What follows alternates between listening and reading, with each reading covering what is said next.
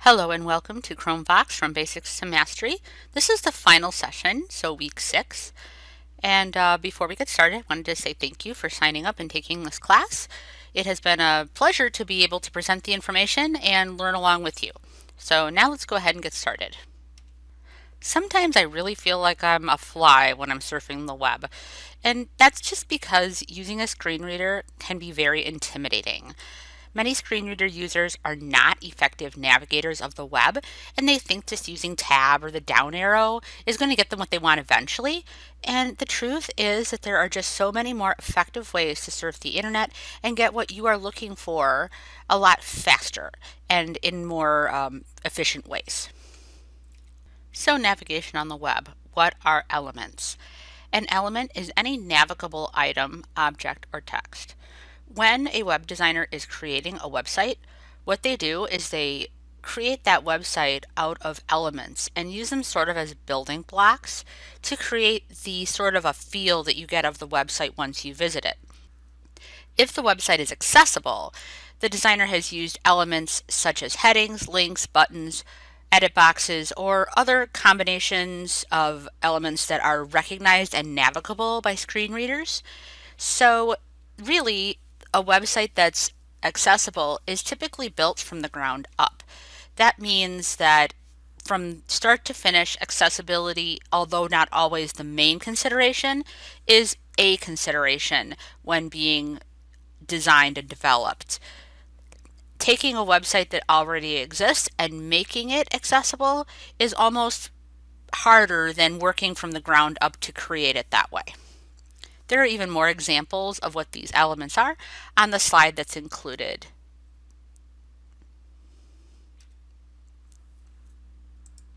So one example of an element is a heading.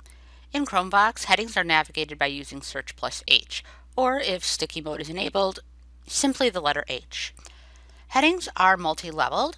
If you think about headings like a textbook is organized from sections to chapters to subchapters and things like that. So the higher level, i.e. the section, would be like a heading 1, and maybe each chapter within the section might be a heading 2, and each subsection of a chapter would be heading level 3, and so forth and so on.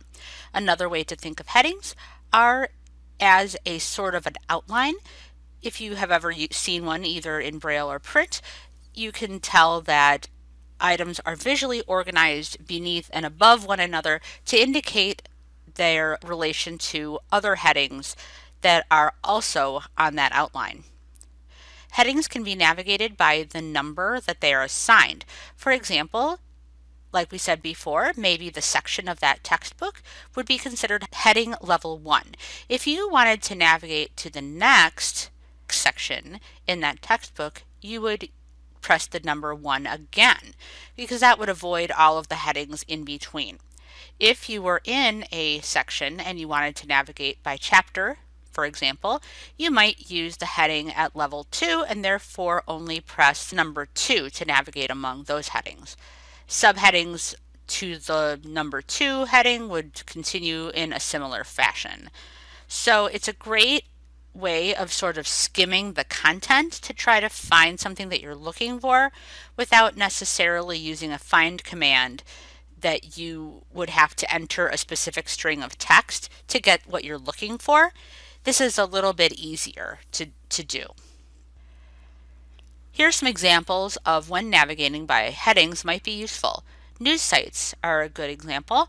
So there are often sections of news sites such as world, national news, entertainment, sports. That's could be a section at a heading level, and stories also may be a heading level as well. Also, shopping, navigating by department.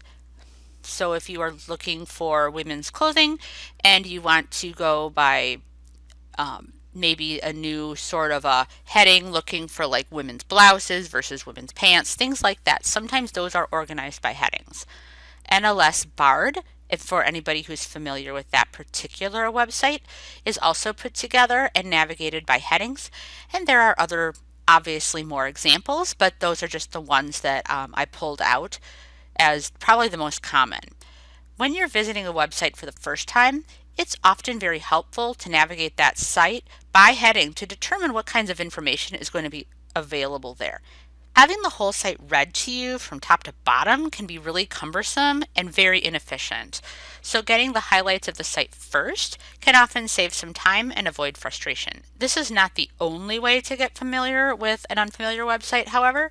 It's just one method that some people choose to use. Reading it from the top to the bottom, of course, will read you everything, and I mean everything. Every little link, advertisement, piece of little text, all of that stuff.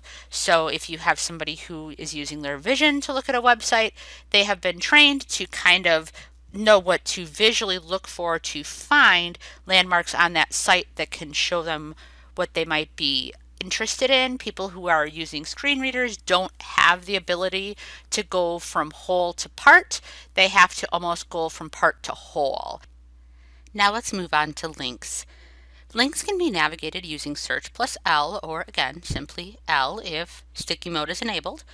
Sometimes it's simply easier to navigate by the focusable item or to tab through. If you choose the method that works best for you on a specific website, that is also an option. And remember those ChromeVox menus that we talked about. Accessing that links list is something that you can do by accessing the Chrome's menu with search plus period and then moving over to the links, and then you can use them there. When visiting an unfamiliar site, after exploring that site by heading, another practical step might be to navigate the site by link. This is another way of getting a basic overview of the page's contents while also being efficient time managers. So it's just one of those things. And if you feel like once you hit a link and you want to know a little bit more about where it is or the context, you can definitely use your arrow keys to get that information. The relationship between links and headings. Headings can be links and links can also be headings. This means that you are navigating, and when you do, you're navigating by heading or link, and you can find yourself on an element that is defined as both. This also happens very commonly with buttons, and form fields and edit fields are also often commonly cross-identified as in different elements. Your screen reader will tell you if you're focused on an item that's also defined as a link or another item when you happen to be navigating by heading. This is also true the other way around, of course. Fun fact, I feel like I won the lottery when the heading is also a link. And these are the ChromeVox single letter navigation commands. I'm not going to read them all to you, and I know you don't want that, but if you will look at the left side of the screen and the right side of the screen, you'll notice it's two columns. The items on the left side of the screen take you to the next item that's described, and the commands on the right side of the screen take you to the previous item that is described. So let's just take the first one for example. Search plus B, or B if sticky mode is enabled, will take you to the next button. Shift plus search plus B will take you to the previous button. However, if sticky mode is enabled, you will not need to press that search button. Now I've included a review of some general navigation commands. The reason I included that is because remember, if you're navigating the web, you're not just going to be using those jump commands, you're also going to be using some general navigation commands, especially once you find what you're looking for. So if you're searching by heading and you find something and you want to read that information, it's important to know how to do that. So putting all of those pieces together into one whole can sometimes be a little tricky, but it's very important. This is a lot of information, and I'm often asked how I can remember it all. Here are the next two biggest pieces of advice that I can give you for how to make these kinds of informational tips a little bit easier for you and your student. Knowledge is of no value unless you put it into practice. So, practicing. It's important to have repetition and continue to consciously make an effort to make those commands a part of your navigation experience when at all possible. Even if you take that extra few minutes in the beginning and rather than just arrowing through or tabbing through, think about how using another navigation method that you have been introduced to might meet your needs faster. The second piece of advice is, how do you eat an elephant? One bite at a time. You're not going to stick that whole elephant in your mouth. You're just going to want to just kind of use your knife and fork and cut it into little pieces. Boy, that's probably very disturbing to the vegetarians out there. But the point, nevertheless, is that if you're faced with a large and daunting task, you're going to need to break it down into subtasks, just like anything else. And technology is no different. It is a little bit more intimidating for a lot of people. So, what makes a website accessible with a screen reader? The World Wide Web Consortium, which is a thing, and it's known as the W3, works with several organizations to work towards creating standards for website accessibility. In general, websites that are accessible to those using a screen reader have the following in common. One, they are designed to be accessible from the ground up rather than trying to apply fixes to previously inaccessible sites. Two, the sites contain images that have alt text so that screen reader users can access this as a means of describing the graphic. Three, have embedded media players that can be operated using a screen reader rather than navigated around. That's extremely important. And the fourth one, and certainly not the last, is to contain navigable page elements as discussed in this week's lesson: headings, lists, links, etc., all of those things. As a general rule, one can't determine if a website is accessible just by looking at it. Developers use many different elements to create a web page and design it, like we talked about. Some of those are screen reader accessible, and others are elements that a screen reader might not recognize. Overall, though, developers are getting much better about designing websites and software that can be used by blind and visually impaired individuals. Though there are some notable cases where plaintiffs are suing agencies and developers that require the use of sites and programs that are not useful with the screen reader to be updated so that they are. For example, there was a blind man that sued Domino's Pizza not all that long ago because he was unable to order food via their website or app. There is also a case in progress right now alleging that the FBI and DOJ have not made technology accessible to blind employees, and that's an important one too, because of course you've got the government involved, and once the government gets involved, most people stand up and pay attention. A word about some Braille displays, and it was kind of requested that we kind of delve into this a little bit. Many Braille displays are supported by ChromeVox. Here are some general tips. Firstly, Bluetooth pairing is sometimes hard with a Braille display, so if you're not successful with the Bluetooth, try using the USB connection after that. And secondly, you don't need to install drivers for your display to work.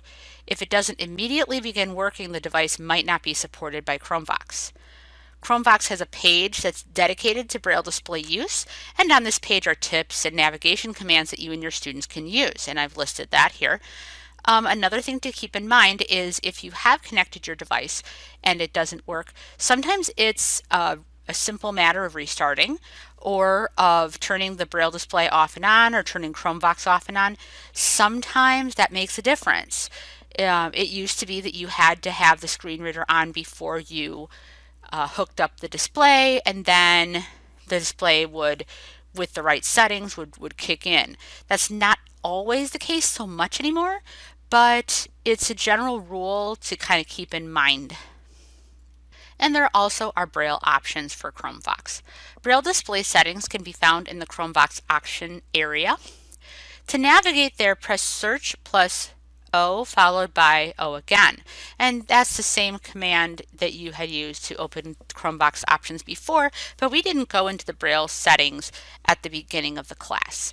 Most of the options that we see here are self-explanatory, like choose a Braille Bluetooth Braille display, word wrapping, stuff like that. The virtual display, though, probably needs a little bit of explanation, and we're going to kind of explore that here.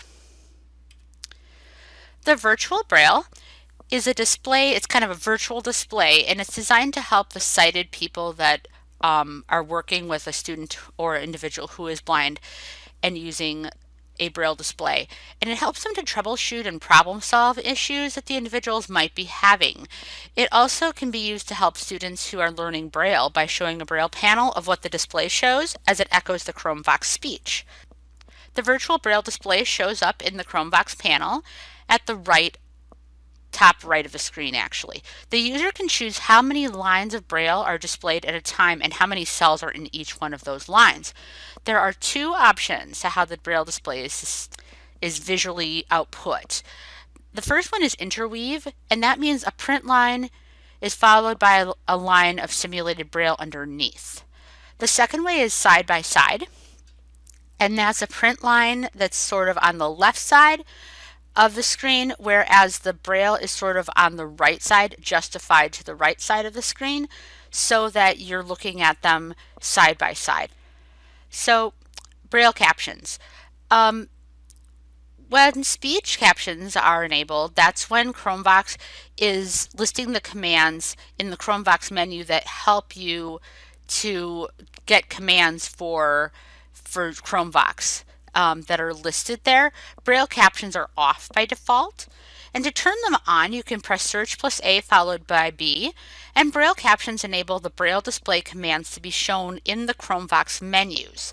And that helps the user not only learn the keyboard shortcuts, but also the Braille shortcuts. And that's super important because if you're using a Braille display, you're going to want to be using that as much as possible to keep your hands as much as you can on that Braille display rather than having to move back and forth between the Chromebook and your display. So that's it for this week and for this class. So if you wouldn't mind, it would be very helpful if you would fill out the survey that you either have or that you will receive in your email and get back to us and let us know how we're doing. If you would like to, once this is posted onto YouTube, if that's how you're accessing this video, please leave a comment and let us know if we have answered your questions and met your needs. Thanks very much for joining us and have a great day.